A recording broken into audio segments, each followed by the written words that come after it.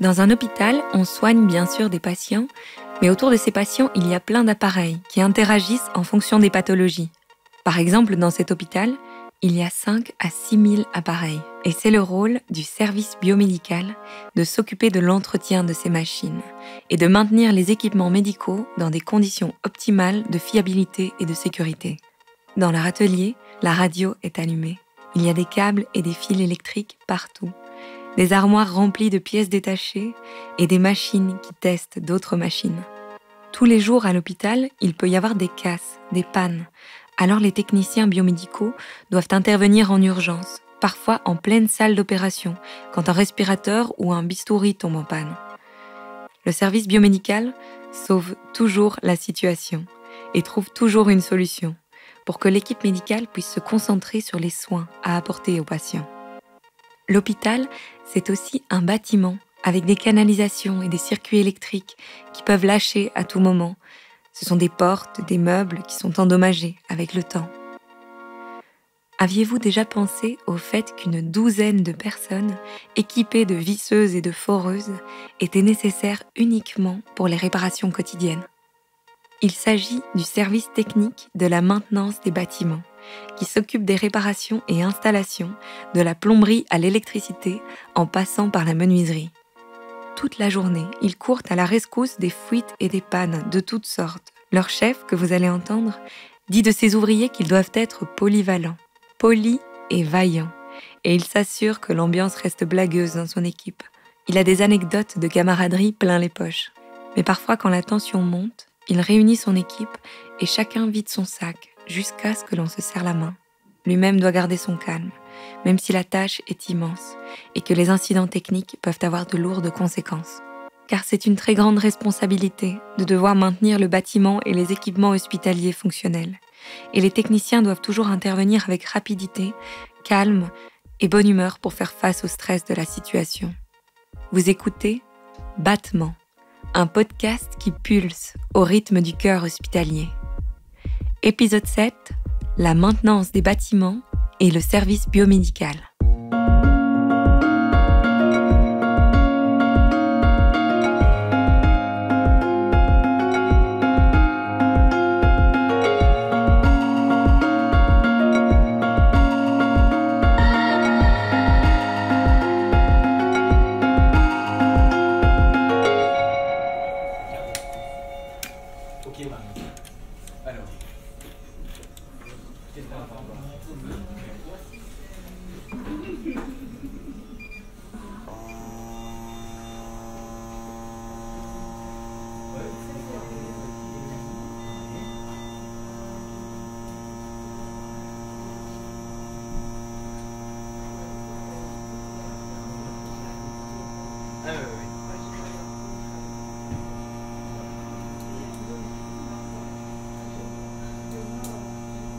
Moi, je suis Van Waert Pascal.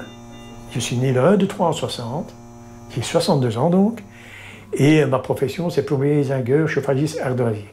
Je suis responsable maintenant du service technique. J'ai toujours été responsable aussi bien à l'extérieur, c'est-à-dire dans le bâtiment, qu'à l'hôpital. Et voilà, je suis chef d'équipe et j'en suis fier, quoi. Si j'ai accepté le travail à l'hôpital, c'est pour une simple et bonne raison, c'est parce que j'aime bien avoir le contact avec les gens. Le travail, c'est simple. Enfin, c'est simple. C'est-à-dire, bon, j'ai à peu près 12-13 hommes. Hein. Jamais assez, bien entendu. Parce que, bon, il n'y a jamais assez, parce qu'on croit, parce qu'on travaille dans un hôpital, qu'il n'y a pas de boulot. Pas du tout. Je ne vois pas les heures passer, tellement qu'il y a du boulot. Nous avons un dispatch.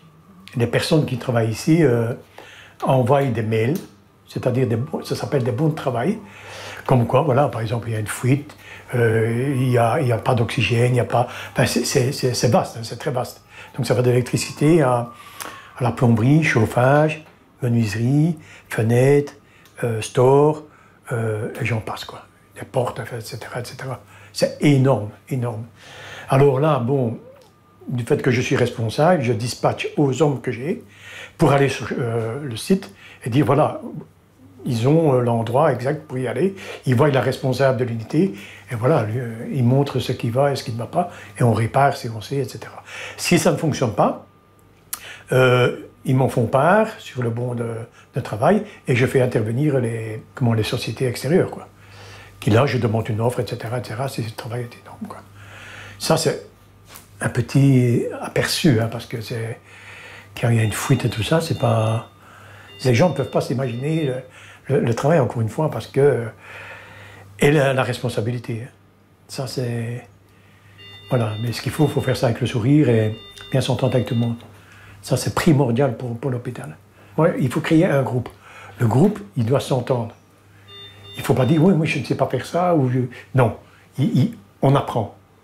Moi, je suis là pour leur apprendre. Enfin, si je sais, c'est même à 70 ans, 80 ans, on apprend toujours. Ça, il ne faut pas l'oublier. On n'est pas plus malin que les autres. Le système des bons, c'est très vaste pour une simple bonne raison.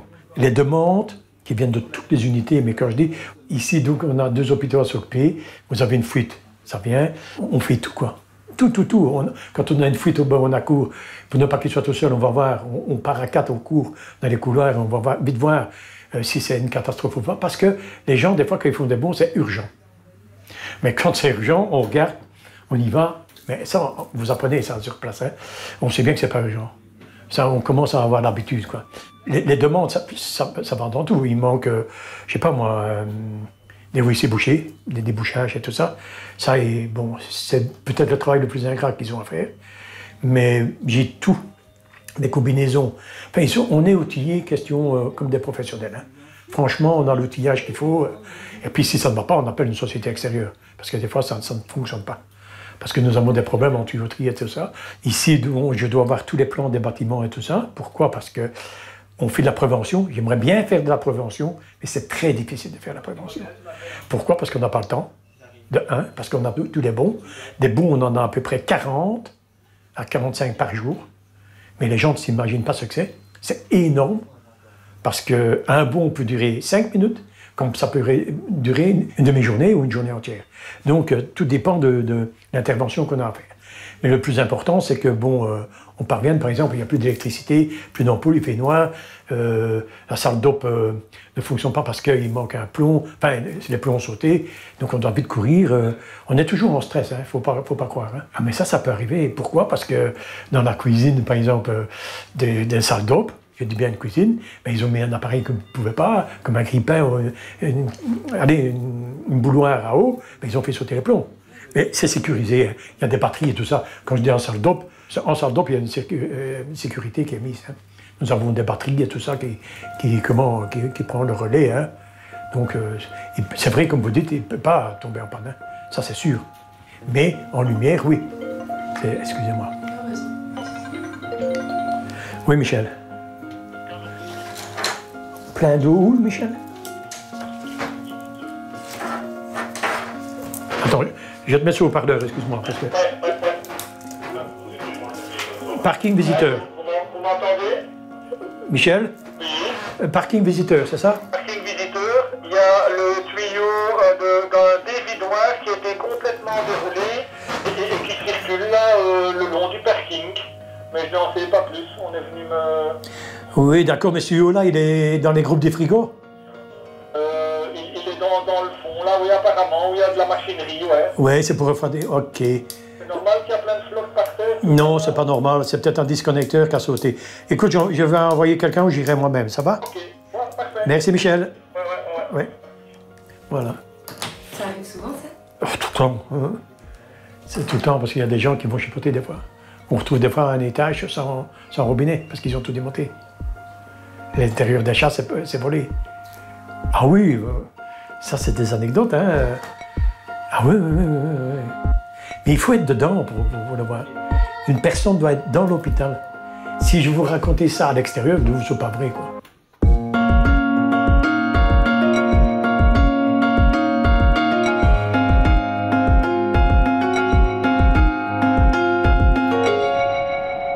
Je me présente, je m'appelle Marie, j'ai 35 ans et je travaille au service biomédical d'un hôpital public bruxellois. Alors le service biomédical, c'est un service qui s'occupe de la gestion des appareils médicaux. Donc on fait les réparations, entretiens et interventions dans les services, notamment. Alors déjà, c'est devenu un jeu dans mon entourage de deviner ce que je fais comme travail. puisqu'en général, personne ne connaît ce métier. Donc les gens sont assez impressionnés. Après, moi, je parle pas tellement du boulot spécialement. Mais voilà, après, je sais que pendant la crise sanitaire, l'année passée, en tout cas, la première vague, il y a beaucoup de gens qui m'ont posé des questions, puisqu'on était quand même au centre de la situation. Allez, je veux dire, quand on entend hôpital, on entend personnel soignant, infirmière, médecin, mais c'est vrai qu'on ne parle jamais du reste de l'hôpital, et pourtant, c'est ce qui fait fonctionner l'hôpital, entre autres. Après, je crois qu'il y a aussi beaucoup les séries télé, qui sont très fort axés sur, de nouveau, médecins, soignants, infirmiers, infirmières. Mais le reste, on ne parle pas. Et puis les patients, quand on vient à l'hôpital, en général, on rencontre un médecin ou une infirmière. De temps en temps, le personnel administratif qui prend les rendez-vous, mais ça s'arrête là. Je veux dire, nous, en général, on ne rencontre pas les patients. C'est-à-dire que les patients, on va les rencontrer à partir du moment où ils ont une machine qui est branchée sur eux et qui ne fonctionne pas, ou qui a un problème, ou que quelqu'un a une question dessus. Alors là, on doit rentrer dans la salle d'examen ou la salle d'opération. Et oui, là, le patient nous voit, mais après, il n'est pas toujours au courant de qui on est ou qu'est-ce qu'on fait là. Et c'est vrai que nous, on essaye de rassurer le patient au maximum, mais on ne va pas non plus lui raconter qu'on vient réparer la machine qui ne fonctionne pas à côté de lui, quoi. C'est pas rassurant, donc... ouais. Et puis comme on est habillé, en plus, comme le personnel soignant, on se voit assez bien dans la masse, donc... Ça arrive qu'on vienne avec une valise à outils. Mais non, ça, c'est vraiment pour des gros dépannages, et en général, là, on s'arrange pour qu'il n'y ait pas de patient à côté de la machine. Mais sinon, c'est beaucoup des soucis d'utilisation, et donc là, on n'a pas spécialement besoin d'outils, ou bien peut-être un tournevis ou deux qu'on a dans notre poche. Voilà. Et puis sinon, si c'est un trop gros problème, je veux dire, on enlève la machine, on en met une autre à la place, quoi. On va jamais commencer à démonter toute une machine devant un patient, ça on fera jamais. Si on peut l'éviter, en tout cas. On est 7, donc il y a notre responsable qui est quand même pas mal avec nous sur le terrain, et puis on est 6 collègues, collaborateurs. Je suis la seule femme du service. Alors ici dans l'équipe, on est la majorité à avoir suivi on a fait un graduat en électronique médicale. Donc déjà pendant ce cursus, on étudie déjà pas mal de machines. Après évidemment, il y a tout s'acquiert aussi sur le terrain, quoi. Mais la plupart, on est formés déjà à l'école. Et puis une fois à l'hôpital, on voit vraiment plus précisément. Et puis on peut suivre des cours dans les firmes et tout ça. Alors il faut savoir qu'ici, on a un parc de 5000 machines plus ou moins. Donc 5000 appareils médicaux qui tombent en panne, qui ne sont pas souvent très bien utilisés, il faut faire un certain suivi. Et donc nous, c'est ce qu'on fait. On s'occupe des réparations quand ils tombent en panne, de commander les pièces ou d'envoyer à la firme.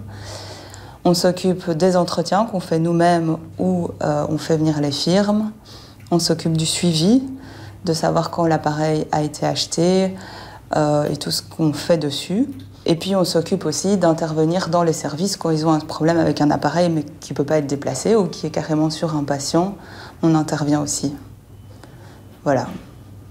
En gros, c'est ça. Alors, il y a tous les appareils de salle d'opération, donc respirateurs, les tables, les bistouris électriques, les perfusions, pousse-seringues, pompes, les moniteurs. Il y a tout ce qui est balance, les tensiomètres, saturomètres, thermomètres, les hauts débits, les cardiotocographes, les échographes, les ECG, quoi, électrocardiographe, enfin il y a tout. Enfin, oui, il y en a encore plein, mais je vais peut-être pas tous les citer parce qu'on a une centaine de familles d'appareils, plus ou moins. Donc, si jamais notre service était fermé pendant un jour, je pense qu'il y aurait beaucoup de services qui seraient en difficulté, mais ça ne veut pas dire qu'ils ne s'en sortiraient pas. Je pense que parfois, j'ai l'impression que les services nous appellent un peu par facilité. Dès qu'il y a un problème, hop, on appelle le biomédical. Et ça arrive parfois qu'on ne sait pas venir tout de suite, et donc ils vont trouver une solution par eux-mêmes. Et je pense que c'est ce qu'ils feront si un jour on est absent toute une journée, ouais. Alors, moi, je n'étais pas du tout une bonne élève à l'école. J'avais des points assez médiocres. Et donc, c'est vrai que quand j'étais en 4e secondaire, j'allais redoubler mon année et donc je me suis dit je vais faire autre chose. Et c'est comme ça que j'ai atterri en études techniques, en électricité automation. Et à partir de là, ça a été très bien. Moi, j'ai adoré cette option. Je me suis vraiment bien débrouillée à l'école à partir de ce moment-là. Et puis, c'est tout à fait par hasard que l'école qui propose, la haute école qui propose l'option électronique médicale est venue se présenter dans notre école. Et voilà, ça avait l'air très sympa comme métier, comme avenir. Donc, voilà, c'est un pur hasard que je me suis retrouvée là et je m'y sens bien. Je m'y retrouve et c'est agréable. Donc, et c'est pas du tout un métier dur pour une femme, quoi. Contrairement à ce qu'on pourrait penser. C'est vraiment très accessible aux deux sexes, quoi, enfin aux deux genres. Mais il y a beaucoup de diversité. On ne fait jamais tout le temps la même chose. C'est très varié comme travail. Puis l'ambiance avec les collègues fait beaucoup aussi. C'est ça que j'aime bien. J'aime bien aider les gens, j'aime bien résoudre les problèmes quand on en rencontre un. Puis oui, l'aspect technique aussi des appareils, réparer, démonter, moi ça m'amuse.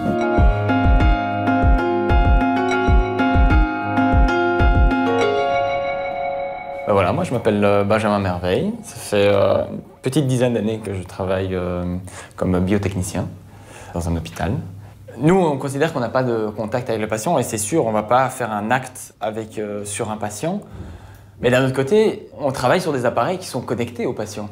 Par exemple, un respi, un échographe, un pouce-seringue, tout ça c'est connecté au patient. Et donc, par exemple, si tu as une panne aux soins intensifs, sur un monito, on va intervenir dans la chambre avec le respi qui est connecté au patient et tout ça. Donc, derrière chaque machine, quand on en parle, je le dis souvent, derrière chaque machine, il y a un patient. Et donc, si on a un doute sur un appareil ou quand on fait une réparation, parfois quand il y a les étudiants qui sont là, moi je dis toujours quand ils font une réparation, ça fait un peu vieux briscard, mais je le dis toujours, quand tu fais une réparation, tu dois le faire à 100%.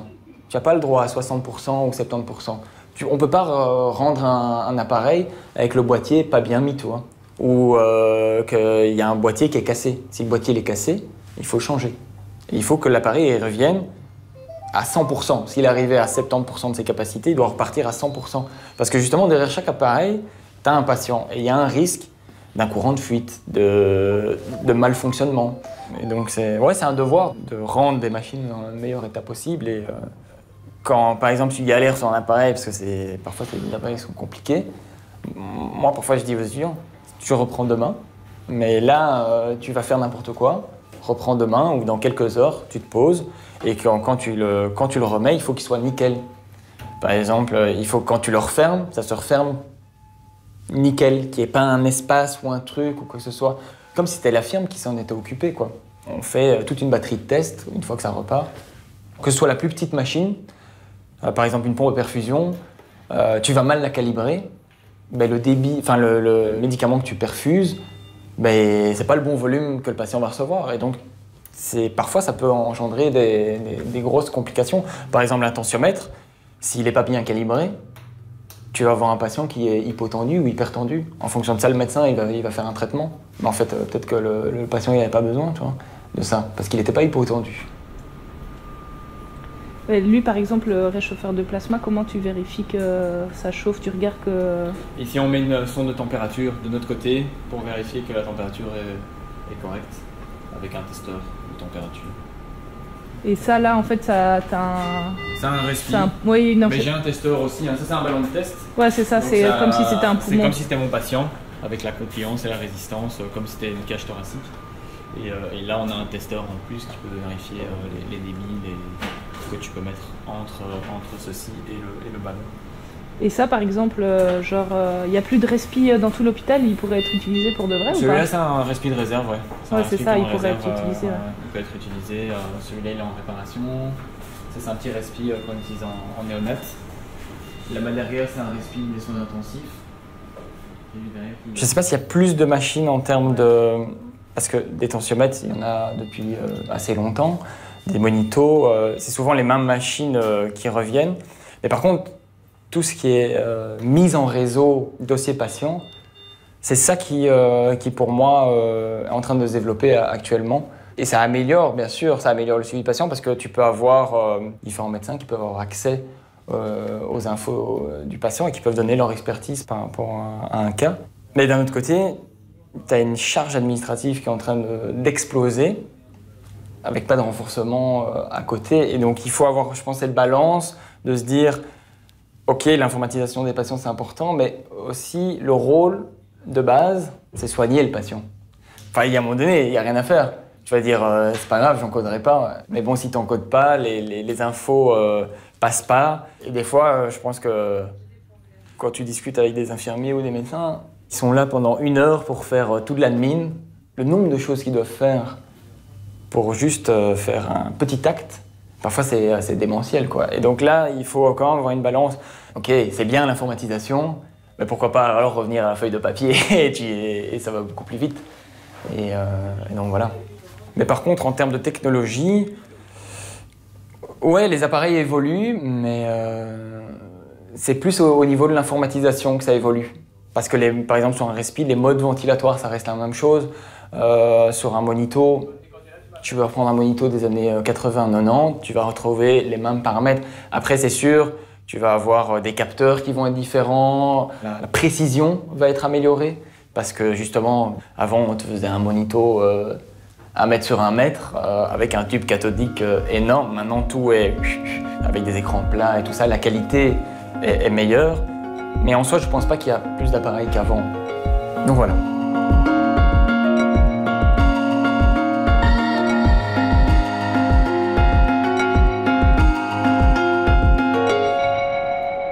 L'hôpital, je connais par cœur.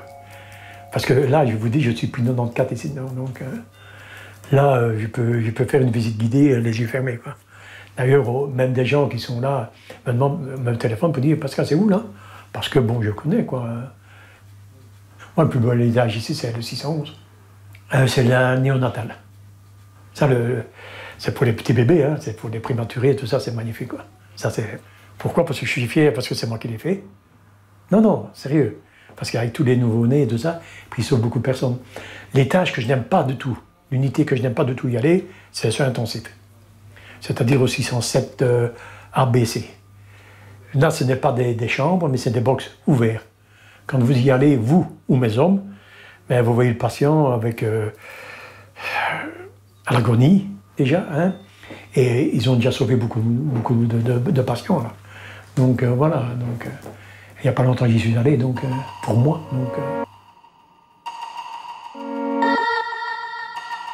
Comme catastrophe, il y a beaucoup, mais je ne veux pas faire la panique non plus. Hein. Mais par exemple, vous pouvez manquer d'oxygène, une fuite d'oxygène, comme je vous dis, peut tomber une panne de courant, par exemple extérieur. Nous avons un groupe, un diesel qui prend le relais, il peut très bien ne pas redémarrer. C'est pour ça qu'on fait des essais dans l'hôpital pour dire, voilà, il faut faire les tests et tout ça pour voir si tout fonctionne. Hein. Ça oui, il y a plein de choses, plein de paramètres qu'il faut regarder. Hein. Ici, malheureusement, nous avons vécu beaucoup de choses. Puisque vous me posez la question tantôt, qu'est-ce qui m'a marqué le plus? C'est les attentats à Bruxelles. Parce que nous autres, on les a accueillis ici. Vous savez, avec tout... Moi, j'ai vu une jeune fille avec le ventre ouvert et tout. C'était atroce. Mais on était là, on appelle ça le plan MASH. Le plan MASH, tout le monde doit se mettre au diapason et dire, voilà, il faut courir, il faut mettre l'hôpital... parce qu'il y a eu un attentat, il y a beaucoup de monde qui va arriver. Nous avons dû mettre des canons à chaleur et tout ça parce qu'il faisait froid, etc. Et on a dû secourir tous les gens. Puis vous avez eu le Covid. Là, c'est fatigant. Pourquoi? Parce qu'on enlève des unités, on les prépare pour le Covid. On les enlève, on remonte, on les enlève, on remonte. On fait des tentes. Les gens sont exécrables, c'est-à-dire, c'est normal, ils paniquent, etc. Mais on doit toujours montrer sa bonne humeur parce que, bon, voilà. Mais c'est très dur. C'est très, très dur. Nous sommes dans l'ombre. Hein. Plus haut que nous, quand je dis plus haut que nous, c'est, je le dis, la direction, on est dans l'ombre.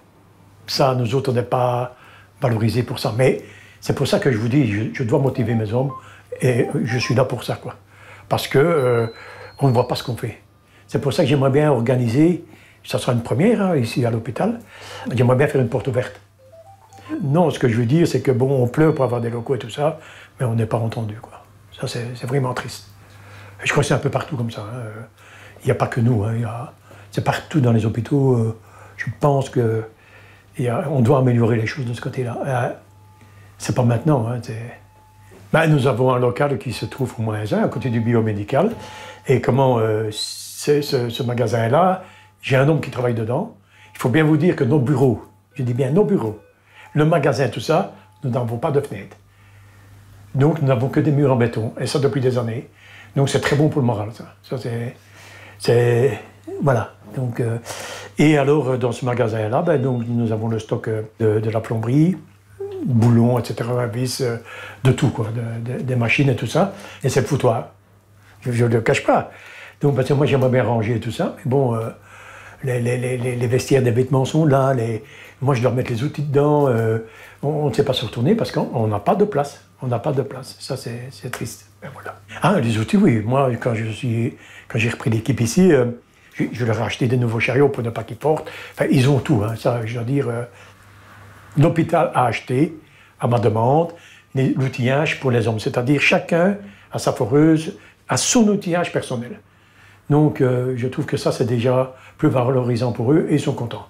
Donc, ils sont contents, moi, je suis content. Donc, voilà. Tous les jours, il faut se remettre en question pour l'équipe. C'est-à-dire qu'une équipe, il faut qu'elle soit soudée. J'ai 12 hommes, quand ils sont tous là. Ils ont tous un caractère à part. Moi, j'ai fait du sport. J'étais entraîneur de football. Chaque joueur avait son caractère. Je prenais un joueur, excusez-moi, Enrico. Ouais, qui est Pascal? On a été voir là. Oui. Et on a démonté, c'est où ce que ça puisse vendredi? On a démonté les plaques. Oui. Et c'est un manchon. Il est carrément déboîté. Il bouge. Mais pourquoi est-ce qu'on n'a pas vu, les gars? Comment? Pourquoi est-ce qu'on n'a pas vu avant? Mais quand je t'ai dit, vendredi, quand j'ai été vendredi, tu ouvres la voie et t'as la décharge, t'as un thé. C'est un manchon quoi, de gibérite? Gibérite, ouais. Ok. Non, moi, sans enlevant le truc, t'as le morceau, le morceau qui est dans le thé, qui était déboîté. Mmh. Oui. Il y avait un morceau qui descend, qui va dans le thé, qui est déboîté. Mmh. Tout coule à côté. Moi, ce qu'on a fait, on a mis un morceau plus long. Pour moi, c'est ça la fuite, parce que là... C'est rien. Et Pello, Ailleurs, on a dû casser la plainte. Hein. Oui, écoute. On va pas tout casser si tu vois qu'un morceau... Enrico, on s'est réparé ça? Je vais faire après manger. Impeccable. Ok. J'ai vu le monsieur, là. Ok. Mais j'irai avec toi après-midi, ça va? Ouais, c'est comme tu veux, ça va. Ouais, parce que t'es fatigué. Allez, ma biche. Ciao. Hein. Excusez-moi. On a trouvé ce principal. Ah oui, chaque joueur a son caractère. C'est comme ça que j'ai vu que si vous prenez quelqu'un à part et que vous commencez à le connaître, vous savez comment vous pouvez lui parler. C'est-à-dire, si je l'ai fait un peu la voix, il se met en boule et il n'ose plus bouger tellement qu'il a peur. Donc c'est pas le but. Donc j'ai étudié, et je fais ça avec mes hommes. J'ai beaucoup de respect pour eux. Beaucoup, mais je ne le montre pas trop. Non, je les adore, hein. Même si vous avez des soucis et tout ça, mais il faut passer ça. Hein. Et je dis, parce qu'il y a des fois des hommes qui viennent moi je suis un curé, moi, on vient se confesser. Près de moi, ça c'est comme ça. Des fois c'est très lourd, hein, parce que ils racontent leur passé, etc. Moi je dois encaisser, je prends pour moi. Ils ont des problèmes avec leur femme, et tout. Je sais tout, mais je sais tout, c'est ça le pire. Donc j'ai fait mon possible pour les aider, quoi. Ils me mentent. Excusez-moi, c'est... Ça c'est encore... Oui? Bon. Non, vas-y. J'ai une petite question pour toi. Je suis au parking visiteur. Oui, je parie qu'il y a un tuyau qui traîne à terre et il y a plein d'eau à terre. Voilà. Oui, je suis déjà au courant. Non, écoute, mon grand... Mais non, c'est Michel qui m'a téléphoné. D'accord. Non, mais je vais venir. Hein. Ok, super. Allez, c'est ciao.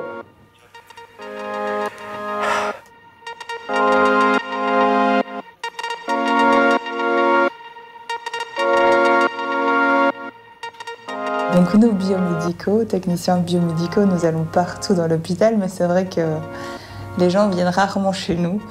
Donc ils ne réalisent pas comment on travaille. Enfin, quand on emporte une machine, ils ne réalisent pas où elle va la machine et par quoi elle passe comme test, sur quel testeur elle va. Enfin, oui, parce qu'on a quand même quelques testeurs et j'ai déjà débarqué dans un service avec mon testeur et puis les gens sont là, c'est quoi?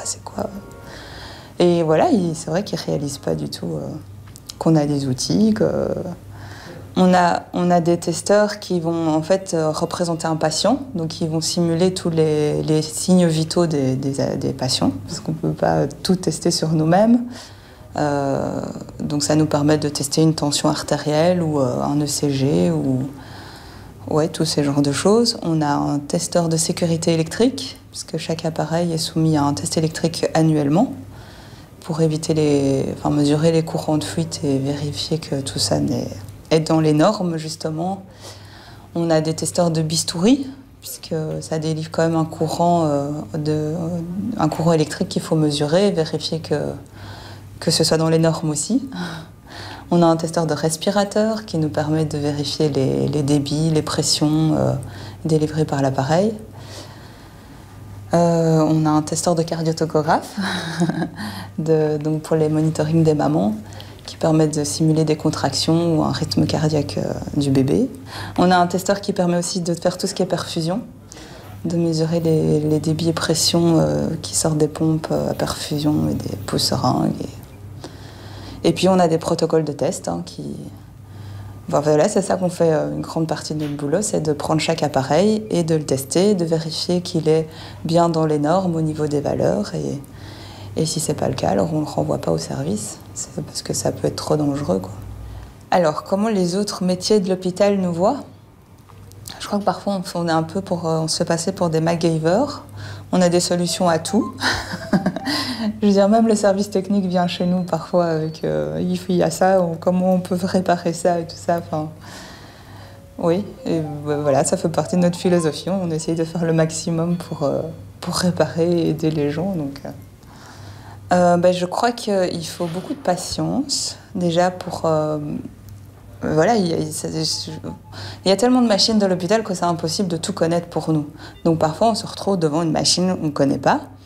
Et je pense qu'il faut avoir de la patience pour voir comment ça fonctionne, pour connaître un peu toutes les options et tout ça. Et c'est vrai que parfois, le personnel n'a pas le temps de faire ça. Et donc, nous, on essaye de prendre le temps, ce qui nous permet aussi de pouvoir répondre aux questions qu'on nous pose. Parce que parfois, c'est bêtement ça, c'est des soucis d'utilisation et ils ne savent pas comment ça marche, mais parce qu'ils n'ont pas pris le temps de lire le mode d'emploi, tout simplement. Enfin, oui. Et voilà, ça fait un peu partie de notre boulot aussi, c'est de prendre le temps, de voir comment ça fonctionne et de former les gens, quoi. Oui, en général, ma famille, c'est quand il y a un problème informatique, une imprimante qu'on n'arrive pas à connecter ou ce genre de choses, oui, c'est moi qu'on appelle. Ou ma sœur m'a encore demandé de réparer son épilateur électrique. Enfin, oui, ça arrive souvent que... Et puis la fameuse formule où « mais quand toi tu viens, ça marche ». Où on me dit « ça marche pas », puis moi je viens, je regarde, et puis ça marche.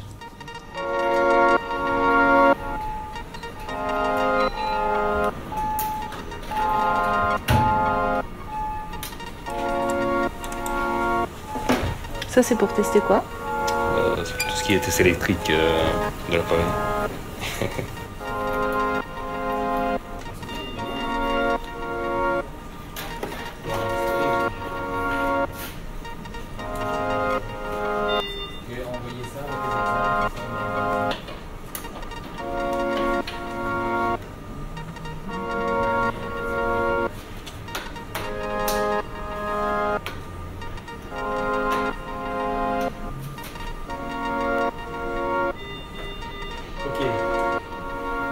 Finalement, c'est une grosse structure. Un hôpital, ça peut être une grosse structure, c'est une grosse maison. Mais le locataire du premier ne discute pas toujours avec le locataire du 9e. Si je devais le décrire, moi, je le vois comme un paquebot, quoi. Qui n'est pas toujours facile à changer, parce que difficile à bouger et tout ça. C'est tous des petits services, en fait, ensemble, donc, qui forment un tout. Ouais, c'est assez c'est segmenté en fait, si on veut. C'est très séparé. Et c'est vrai que parfois, nous, on a ce sentiment que même si on fait tous partie d'un même hôpital, les gens ont parfois du mal à juste communiquer entre deux services, quoi. Des fois, il y a du matériel qui est prêté à un autre service. Ouais, mais on les a appelés, et, ils disent qu'il n'y a pas. Benjamin, tu veux pas aller voir, toi Et je vais voir. Et puis, finalement, il se dit, ouais, elle est où, cette pompe ou ce monito, ça. Ah, il est là. Mais ils ont appelé tout à l'heure. Ah ouais, mais on n'avait pas le temps et tout. Enfin, tu vois, on joue un peu ce relais entre les services aussi. Et, quand on t'appelle, c'est le stress. Après, toi, tu peux pas venir avec du stress. Tu es là, tu dois venir, cool, tac, on va essayer de trouver une solution. S'il n'y a pas de solution, on prend un appareil de réserve. Si ça prend trop de temps, moi, c'est toujours ça souvent ce que je dis. C'est déjà arrivé, même en salle de césarienne ou quoi que ce soit, t'as le bistouri, bam, il tombe en panne, ils sont en pleine chirurgie, t'as le bébé qui est presque là et tout. On essaye 2-3 fois, si ça marche pas, bam, je téléphone au bloc, ou je viens directement déjà avec un bistouri de remplacement, hop, on change les câbles, hop, c'est reparti. Mais ça t'acquiert aussi avec les années, tu vois. On va pas envoyer quelqu'un qui sort juste de l'école, va dépanner en salle de césarienne, le bistouri, ça va être l'enfer.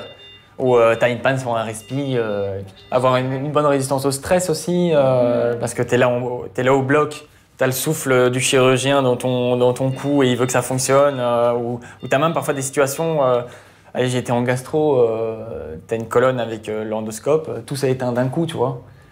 T'as le patient qui est là, quoi, et donc il faut trouver une solution rapidement. Alors c'était pas grave, c'était juste un câble qui était défait, mais quand j'ai parfois eu des trucs avec des chires qui sont un peu nerveux ou énervés, je dis bon, moi je viens pour vous aider. Hein. C'est vous le pilote de l'avion, vous me dites comment vous voulez qu'on se positionne, comment je voulais. Et après, tu vois, la pression diminue un peu et le gars il est là, ok. Enfin, c'est des petits trucs comme ça. Ouais, c'est satisfaisant parce que des fois tu fais des conneries, des bêtises entre guillemets, tu répares, c'est un bête truc, mais tu sens que les gens ils sont rassurés et tu les as aidés, quoi. Et ça c'est hyper valorisant. Et c'est vrai que parfois tu te dis ouais, on n'a pas de merci ou quoi que ce soit, mais tu vois, moi, le merci c'est ça, tu vois. J'ai entre guillemets sauvé la situation ou aidé à la situation. Moi, les gens ils sont contents. Voilà, ça c'est hyper valorisant, quoi, tu vois.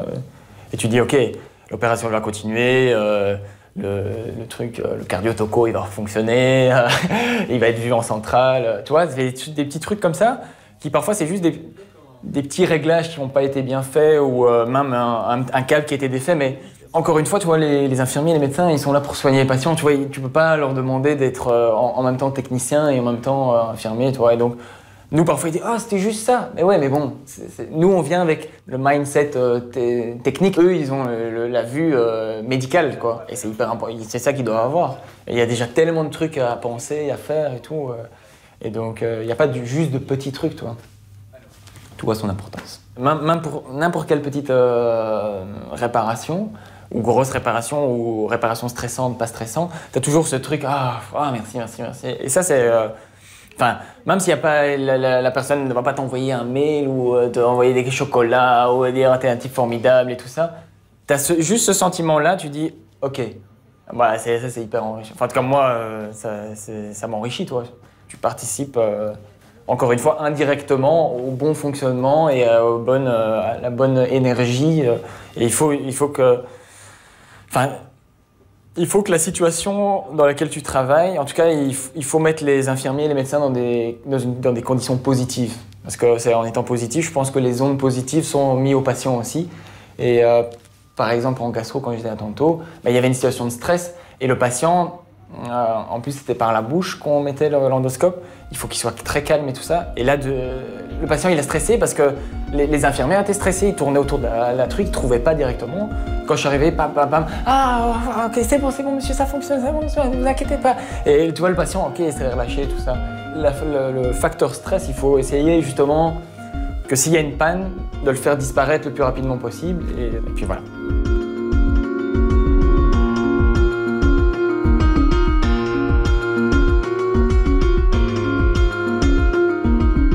Quand j'étais petit, en fait, j'ai fait mes études et tout ça, et j'aimais bien travailler. Vous savez, dans le temps, j'ai passé 60 ans, et dans le temps, on ne regarde pas aux études. Moi, j'ai fait les cours du soir, j'ai tous mes diplômes, c'est pas la question. Et mes parents ont dit, tu veux travailler? J'ai dit oui. Alors il m'a rémunéré des métiers et j'ai dit c'est quoi plombier? Ben voilà, mais il me dit les plus belles choses. Hein. Il me dit tu changes les robinets, etc. etc. J'étais parti là-dedans, quoi. Voilà. Parce que j'ai mon fils qui suit la même voie que moi. Et bon, voilà, il adore aussi, donc il est chef aussi, malheureusement. Mais voilà, parce que bon, c'est pas facile. Hein. Non, parce que c'est des responsabilités. Vous êtes sur les nerfs 24 heures sur 24, parce que même quand vous rentrez chez vous, même mon fils me le dit, la nuit, on ne dort pas. Pour une simple bonne raison, c'est que vous regardez les plans, vous devez donner le travail à vos hommes, et vous ne devez pas vous tromper. Vous vous trompez, vous avez ramassé sur vos hommes, parce que ça coûte des millions à l'entreprise. Et après, bon, voilà, il ne peut pas avoir de blessés, et tout ça sur le travail, vous devez tout regarder. Hein. C'est une responsabilité que les gens ne voient pas, quoi. Ça, moi, quand un homme vient près de moi, il me dit, Pascal, parce que j'habite dans le mur, moi, donc c'est très loin. Hein. Donc, il me dit, Pascal, on s'occupe du boulot, par exemple, tu es au boucher, parce que moi, je reste avec eux. Hein. Quand ils sont dans la panade, je reste avec eux. Ils sont minuit, 1 heure, moi, je reste avec eux. Et Pascal, t'habites loin, retourne, on s'en occupe. Et je dis merci, mais quand je suis à la maison, je téléphone et on reste en contact. Ah bah oui, mais voilà, je suis à la maison, mais c'est parce que sur le trajet, c'est long quand même. Hein. Ah oui, je suis à 100%. Même si je viens de faire un AVC il y a 1 mois, moi, je suis comme ça. En tête de fou parce que j'ai recommencé, mais je ne sais pas rester sans travailler. Donc il faut faire attention, c'est tout. Hein. Le jour que ça arrivera, ben, ça arrivera. Quand bon Dieu ne vous veut pas, ben, c'est tout. Hein. C'est comme ça qu'il faut vivre. Moi, il y a des gens qui ne pensent pas ça, hein. Mais je vis pour mon boulot, c'est ça le pire. Ma femme n'est pas contente parce que bon, je lis mes mails à la maison, je fais le boulot à la maison. Maintenant, j'essaie de lever le pied parce que j'ai quand même une leçon là. Donc il faut quand même en prendre compte parce que j'ai quand même des enfants et des petits-enfants. Hein, donc il faut que je profite une fois que j'aurai ma pension. Donc ouais, du fait que ma pension est dans 4 ans, j'aimerais bien profiter avec mon épouse parce que là, la vie va être totalement chamboulée. Quoi. Je crois que je suis parti pour reprendre un camping-car et partir partout. Oublier l'hôpital, oublier le boulot, ça c'est... Il faut essayer. Mais moi je n'y arrive pas. Donc il me faudra des années peut-être, hein, bon, parce que moi je suis à la maison, je cherche pour travailler, hein, donc j'ai du boulot à la maison. Moi je me réveille de la nuit, pourquoi? Parce que j'ai une responsabilité envers mes hommes et envers l'hôpital. Donc ce que je fais, je me réveille et je note, pour ne pas oublier quoi. Mon cerveau est toujours en éveil, c'est pour ça que j'ai des migraines. Parce que je note, je dis ça faut pas que j'oublie, ça faut pas que j'oublie, alors je note chaque fois quoi. Donc voilà. Donc moi je suis foutu moi. Voilà. Mon dos il est baissé moi. Tout. Tout ça parce que j'ai porté une armoire, toutes mes cervicales ont pété quoi. Tout le dos mes hernies discales a éclaté. Et depuis lors, ils m'ont ouvert tout et voilà. Voilà quoi. Beaucoup qui ont laissé leur santé ici. Hein. Dans un hôpital, vous laissez votre santé. Hein. Ça, dont la mienne, quoi. Je ne le cache pas.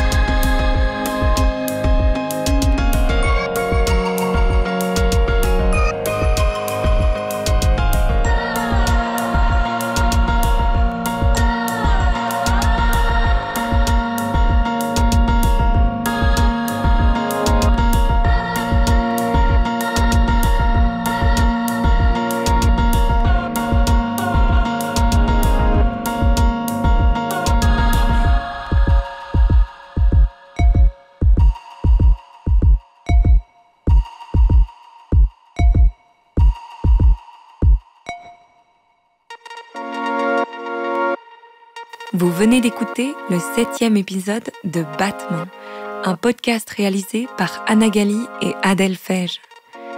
La musique a été composée par Julien Lemonnier et la série est produite par Liquid Sky et We Tell Stories. Si notre projet et ses témoignages vous touchent, n'hésitez pas à en parler autour de vous et à partager ce podcast. Au cœur de l'hôpital, il y a des points de vue très différents et toutes sortes de métiers qui, vous l'aurez compris, sont essentiels à son fonctionnement et qui méritent d'être mis en valeur. Ici, entre deux battements, la parole se dépose. Merci pour votre écoute et à bientôt.